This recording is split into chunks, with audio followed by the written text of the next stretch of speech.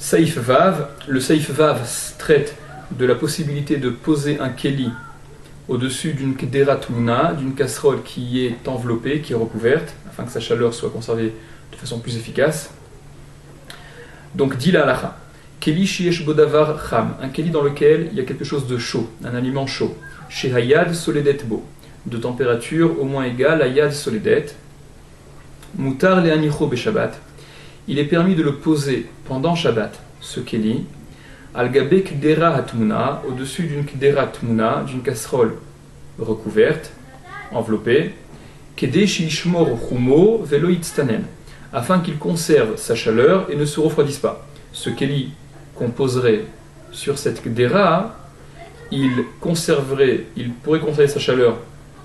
plus longtemps et ne se refroidirait pas, grâce à cette kdera qui est elle-même enveloppée, recouverte, et qui donc garde sa chaleur de façon bien plus continue. Le Mishnah Berurah explique que cette possibilité de poser un keli sur cette kederat muna n'existe que si l'aliment qui se trouve dans ce keli est cuit kol tzorko en totalité, et non pas comme voulait dire le Taz, qui lui permettait, même si l'aliment n'était pas totalement cuit, parce que, d'après le Taz, l'effet de cette kderat muna n'aurait été que de conserver la chaleur, mais non pas de rajouter dans le bichoul, dans la cuisson. Et le Mishnah Berurah rapporte une explication qui semble être un grand chidouche, que cette possibilité de mettre un keli sur cette kderat muna, ça n'est pas simplement de poser le keli au-dessus, mais c'est de mettre le keli sous les vêtements, les couvertures, qui couvrent cette kderat muna, et ça ne ressemblerait pas, d'après le Mishnah Berurah, à une atmana pendant Shabbat, qui est donc strictement interdite. On ne fait pas de atmana pendant Shabbat pour conserver la chaleur d'un aliment, quelle que soit la atmana, parce que d'après le Mishnah Berurah, l'essentiel de la atmana qui a été réalisée avant Shabbat pour la kdera, pour la casserole, a été une atmana, tout ce qu'il y a de plus permis, et on tient par ailleurs que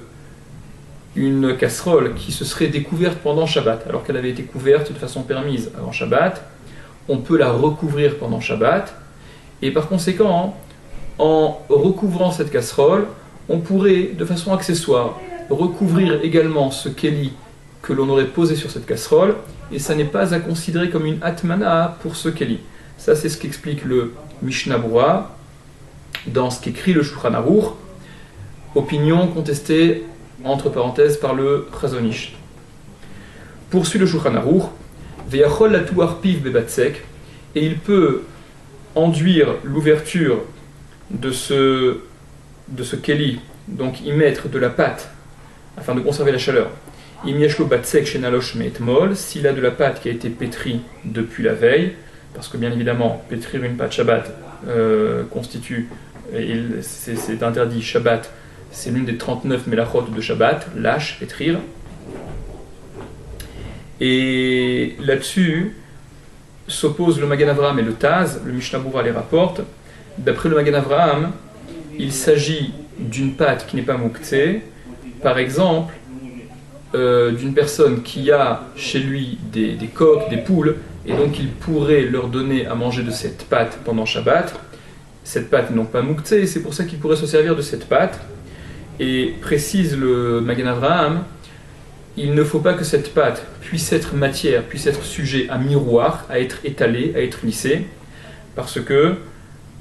il est interdit Shabbat de lisser, d'étaler,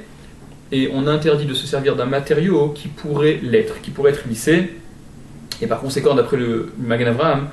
on ne pourrait se servir de cire ou de résine ou d'argile par exemple, qui eux sont des matériaux, des matières qui peuvent être lissées. D'après le Taz,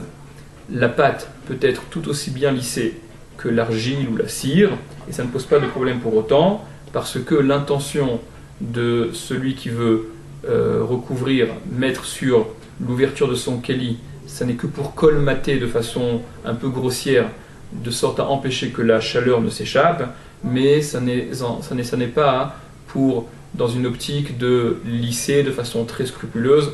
et au point d'en arriver à lisser. Poursuit le Shulchan Aruch, aval, mais en manichin keli sheyesh bo davar she'eno cham kolkar. Mais en manichin, on ne pose pas keli, un keli, sheyesh bo davar she'eno cham kolkar, dans lequel il y a quelque chose qui n'est pas suffisamment chaud, al gabe kdera, au-dessus d'une kdera, d'une casserole, shehi chama kolkar, qui elle serait suffisamment chaude. Shea Elion, que celui du dessus, donc le keli qu'on aurait posé au-dessus, Yachol Lehitramem, pourrait se réchauffer, Mechuma, de la chaleur de la casserole du dessous, Ad Shetehe Ayad Soledetbo, jusqu'à ce que la température atteigne Yad Soledet. Et donc, comme le Mishnah Berurah le précise, il s'agit d'un cas où on est en présence d'un davarlar, de quelque chose de liquide, qui même s'il a été cuit, mais qu'il a, d'après le Shulchan Aruch, il est descendu au-dessous de Yad Soledet, remonter à Yad Soledet constituerait un bichoul, une cuisson.